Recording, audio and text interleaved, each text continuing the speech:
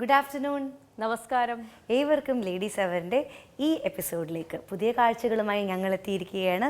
സ്വാഗതം. സ്വാഗതം.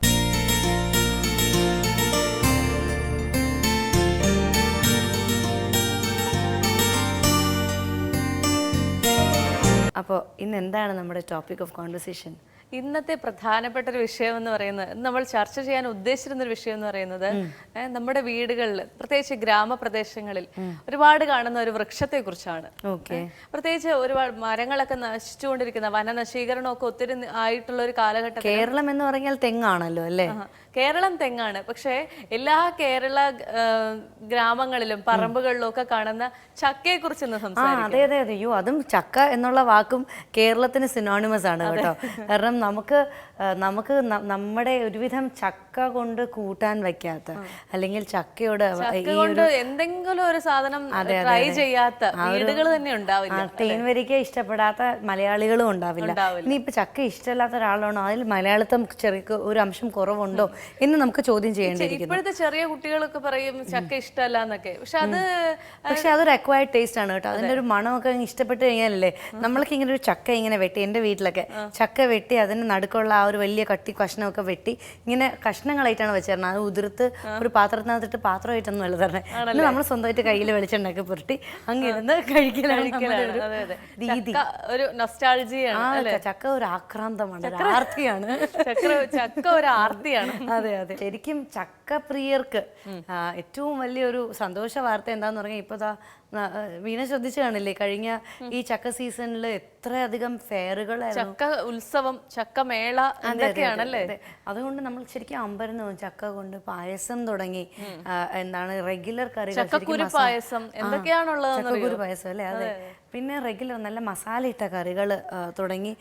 ചക്ക എന്ന് പറയുന്നത് തന്നെ കിങ് ഓഫ് ഓൾ ഫ്രൂട്ട്സ് എന്നാണ് പറയുന്നത്. എല്ലാ ഫ്രൂട്ട്സിലും ഏറ്റവും വലിയ രാജാവാണ് ചക്ക. സൈസ് കൊണ്ടും അതെ, ഗുണം കൊണ്ടും അതെ. ഇപ്പൊ മാമ്പഴക്കാലം ആണെങ്കിലും മാമ്പഴമൊക്കെ എത്ര കഷ്ടപ്പെട്ട് പറിച്ചാലൊക്കെയാണ് നമുക്കൊരു ഒരു കൈപ്പിടി മാങ്ങ കിട്ടണേ. സമയം ചക്കയാണെങ്കിൽ ഒരെണ്ണ ഇട്ടാൽ മതി, എത്ര ഉള്ളതായി. അതെ. അപ്പൊ ശരിക്കും എഫേർട്ടും കുറവ്, സന്തോഷവും ആ ഒരു നിറവും എല്ലാം ഒക്കെ ഉള്ള ഒരു മണം അടിക്കുമ്പോ തന്നെ ഒരു. അതെ അതെ അതെ. അതുകൊണ്ട് തന്നെ ശരിക്കും നമുക്ക് ചക്കയ്ക്ക് ഡെഡിക്കേറ്റ് ചെയ്യുന്ന എപ്പിസോഡ്. അതെ അതെ. അപ്പോൾ നമുക്ക് ഇന്നത്തെ ആദ്യത്തെ സെഗ്മെന്റ് കണ്ടിട്ട് വന്നാലോ. ചക്ക വിശേഷങ്ങൾ നമ്മൾ കൂടുതൽ പറയാം. ആദ്യത്തെ സെഗ്മെന്റ് സ്മാർട്ട് ലേഡി.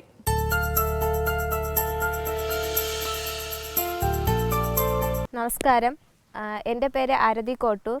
ഞാനൊരു യുവ കവയത്രിയാണ്. ദുരിത ദുസ്സഹ കാഴ്ചകൾ വന്നെൻ്റെ ഹൃദയമാകെ നുറുക്കിടുന്നെപ്പോഴും. കൺതുറന്നാൽ അരുതാത്ത കാഴ്ചകൾ, കണ്ണടച്ചാലതിൻ വിങ്ങുമോർമ്മകൾ. ഞാൻ എൻ്റെ 5ാം ക്ലാസ് മുതലാണ് കവിത എഴുതി തുടങ്ങിയത്.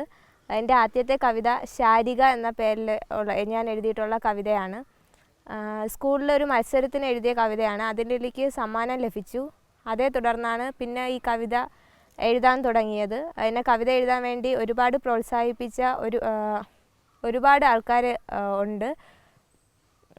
ആദ്യം എൻ്റെ അച്ഛൻ, അമ്മ, അനിയത്തി അവരൊക്കെ തന്നെയായിരുന്നു വളരെ സപ്പോർട്ട് തന്നിരുന്നത്. പിന്നെ ഉത്തരംകോട് ഷൈസാറ്, പിന്നെ ഗീതാഞ്ജലി എന്ന് പറയുന്ന ഒരു ഗ്രന്ഥശാല, അവരാണ് ഒരുപാട് സപ്പോർട്ട് ചെയ്തത്. അതിൽ തന്നെ ഗീതാഞ്ജലിയുടെ സെക്രട്ടറി ഡോക്ടർ VS ജയകുമാർ, പിന്നെ ഇപ്പോൾ എൻ്റെ സുഹൃത്തുക്കൾ, അധ്യാപകർ, അങ്ങനെ നാട്ടുകാർ ഉൾപ്പെടെ എല്ലാവരും എന്നെ ഇതിൽ വളരെയധികം സപ്പോർട്ട് ചെയ്യുന്നുണ്ട്. എൻ്റെ ഒരു കവിത പുസ്തകം പ്രസിദ്ധീകരിച്ചിട്ടുണ്ട്. അരയാലിൻ്റെ വിലാപം എന്നാണ് അതിൻ്റെ പേര്. പിന്നെ ഒരു കവിത ഓഡിയോ CD പ്രസിദ്ധീകരിച്ചിട്ടുണ്ട്. കാഴ്ചകൾക്കൊപ്പുറം എന്നാണ് അതിൻ്റെ പേര്. എഴുതി തുടങ്ങിയത് ശാരിക എന്ന കവിതയിലൂടെയാണ്. പിന്നീട് മറ്റുള്ളവരുടെ പ്രോത്സാഹനവും പിന്നീട് എനിക്ക് അങ്ങനെ എഴുതാൻ കഴിയും എന്നൊരു വിശ്വാസം വന്നതിൻ്റെ ഫലമായിട്ടാണ് എൻ്റെ ചുറ്റും നടക്കുന്ന സംഭവങ്ങൾ എൻ്റേതായ രീതിയിൽ അവതരിപ്പിക്കാൻ തുടങ്ങി. അങ്ങനെയാണ് ഞാൻ ഈ കവിത എഴുത്ത് എന്ന് പറയുന്ന മേഖലയിലേക്ക് കടന്നു വന്നത്. തുടക്കം മുതൽ തന്നെ വീട്ടുകാർ വളരെ നല്ല സപ്പോർട്ടായിരുന്നു. അവരെപ്പോഴും എല്ലാ കാര്യത്തിനും എന്നോടൊപ്പം ഉണ്ടായിരുന്നു. എവിടെയെങ്കിലും പോകണമെങ്കിലും അല്ലെങ്കിലും ഒക്കെ എപ്പോഴും എന്നോടൊപ്പം എല്ലാവിധ സപ്പോർട്ടും കൂടെ ഉണ്ടായിരുന്നു. യാദൃശ്ചികമായിട്ടാണ് കവിത എഴുതാൻ കഴിയുന്ന, ഒരുപക്ഷെ ഒരു ദിവസം നമ്മൾ കാണുന്ന എന്തെങ്കിലും സംഭവമോ അല്ലെങ്കിൽ കേട്ടറിയുന്ന എന്തെങ്കിലും അനുഭവം, അങ്ങനെ എന്തെങ്കിലും ഒരു അനുഭവം ഉണ്ടാവുന്ന സമയത്താണ് നമുക്ക് എഴുതാൻ വേണ്ടി തോന്നുന്നത്.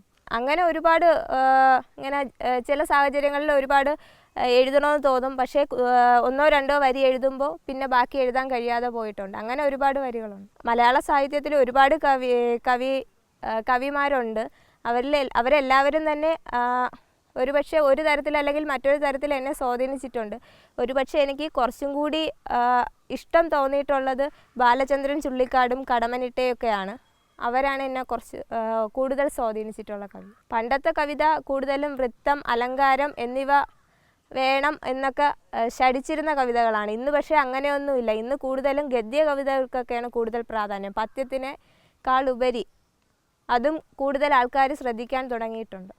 അതിൻ്റെ താളവും ഈണമൊക്കെയാണ് അതിന് പ്രധാനപ്പെട്ട കാരണം. നമ്മളിപ്പം ഒരു പാട്ട്, സിനിമ പാട്ട് കേൾക്കുമ്പോൾ അത് എപ്പോഴും ഇങ്ങനെ ഓർത്തുകൊണ്ടിരിക്കും. നേരെ മറിച്ചൊരു ഗദ്യ കവിതയാണ് വായിച്ചതെങ്കിൽ വായിച്ച് ഉടനെ ചിന്തിച്ചു, അല്ലെങ്കിൽ അപ്പോഴത് അവിടെ മറന്നിട്ട് പോവുക ചെയ്യുന്നത് കൂടുതൽ പേരും. സമകാലിക വിഷയങ്ങളാണ് ഏറ്റവും കൂടുതൽ പ്രിയം. അതിനോടൊപ്പം തന്നെ പുരാണ കഥാപാത്രങ്ങൾ, ഒരുപാട് വ്യത്യസ്തമായ കഥാപാത്രങ്ങളുണ്ട്. അതിൽ ചിലരൊക്കെ എനിക്ക് ഒരുപാട് ഇഷ്ടം തോന്നിയിട്ടുള്ള അല്ലെങ്കിൽ വ്യത്യസ്തമായി തോന്നിയിട്ടുണ്ട്. അവരെക്കുറിച്ചൊക്കെ എഴുതണമെന്ന് തോന്നിയിട്ടുണ്ട്. പുരാണ കഥാപാത്രമായ കർണനെക്കുറിച്ച് ഒരു കവിത എഴുതണമെന്ന് കുറേ കാലം കൊണ്ട് ഇങ്ങനെ ചിന്തിച്ചുകൊണ്ടിരിക്കുന്നു. ഒരുപക്ഷെ മഹാഭാരതത്തിൽ നമ്മളെല്ലാവരും വളരെ നല്ലതായിട്ട് കരുതപ്പെടുന്ന കഥാപാത്രങ്ങൾ ഒരുപക്ഷെ പ്രാധാന്യം ലഭിക്കാതെ പോയ ഒരു വ്യക്തിയാണ് കർണൻ എന്ന് പറയുന്നത്. ഒരുപാട് സ്വന്തം ജീവൻ നഷ്ടപ്പെടുമെന്ന് അറിഞ്ഞിട്ട് പോലും തനിക്ക് അവസാനമുണ്ടായിരുന്ന, തൻ്റെ ജീവൻ സംരക്ഷിക്കാൻ വേണ്ടി ഉണ്ടായിരുന്നതെല്ലാം ദാനം നൽകിയ, ചതിക്കപ്പെടുകയാണെന്ന് അറിഞ്ഞിട്ടുകൂടി അതിന് തയ്യാറായ നല്ലൊരു മനസ്സിൻ്റെ ഉടമ. ഒരുപാട് സംഘടനകളുടെ ഇതിലൊക്കെ ഇങ്ങനെ അനുമോദനങ്ങളൊക്കെ ലഭിച്ചിട്ടുണ്ട്. പിന്നെ ശ്രേഷ്ഠ ഭാഷാ പഠന കേന്ദ്രത്തിൻ്റെ ഇതിൽ ഒരു പുരസ്കാരം ലഭിച്ചിട്ടുണ്ട്. ഇപ്പം ഞാൻ പഠിച്ചുകൊണ്ടിരിക്കുകയാണ്. എൻ്റെ പഠനം പൂർത്തിയാക്കണം. അതാണ് പ്രധാനമായിട്ടുള്ളത്. പിന്നെ കൂടുതൽ വായിക്കുകയും എഴുത്തിലേക്ക് കൂടുതൽ ശ്രദ്ധ ചെലുത്തുകയും വേണം. നമ്മുടെ ചുറ്റും നടക്കുന്ന കാര്യങ്ങൾ എപ്പോഴും കണ്ണു തുറന്ന് കാണുകയും കേൾക്കുകയും ചെയ്യണം. ആരുടെയും പക്ഷം പിടിക്കാതെ അത് സത്യസന്ധമായി അവതരിപ്പിക്കാൻ കഴിയണം. ദുരിത ദുസ്സഹ കാഴ്ചകൾ വന്നെൻ്റെ ഹൃദയമാകെ നുറുക്കിടുന്നെപ്പോഴും, കൺതുറന്നാൽ അരുതാത്ത കാഴ്ചകൾ, കണ്ണടച്ചാലതിൻ വിങ്ങുമോർമ്മകൾ. ദുരിത ദുസ്സഹ കാഴ്ചകൾ വന്നെൻ്റെ ഹൃദയമാകെ നുറുക്കിടുന്നെപ്പോഴും, കൺതുറന്നാൽ അരുതാത്ത കാഴ്ചകൾ, കണ്ണടച്ചാലതിൻ വിങ്ങുമോർമ്മകൾ. പകലു പൊള്ളി പിടയുന്ന ചിറകുമായി പോയി മറയുന്നതിരുളിൻ ചില്ലയിൽ, പകലു പൊള്ളി പിടയുന്ന ചിറകുമായി പോയി മറയുന്നതിരുളിൻ ചില്ലയിൽ. സൂര്യനോ ഒളിമങ്ങിയ സന്ധ്യതൻ മാറിടത്തിൽ മയങ്ങുന്നു നിത്യവും, സൂര്യനോ ഒളിമങ്ങിയ സന്ധ്യതൻ മാറിടത്തിൽ മയങ്ങുന്നു നിത്യവും. ദുരിത ദുസ്സഹ കാഴ്ചകൾ വന്നെൻ്റെ ഹൃദയമാകെ നുറുക്കിടുന്നെപ്പോഴും, കൺതുറന്നാൽ അരുതാത്ത കാഴ്ചകൾ, കണ്ണടച്ചാലതിൻ വിങ്ങുമോർമ്മകൾ.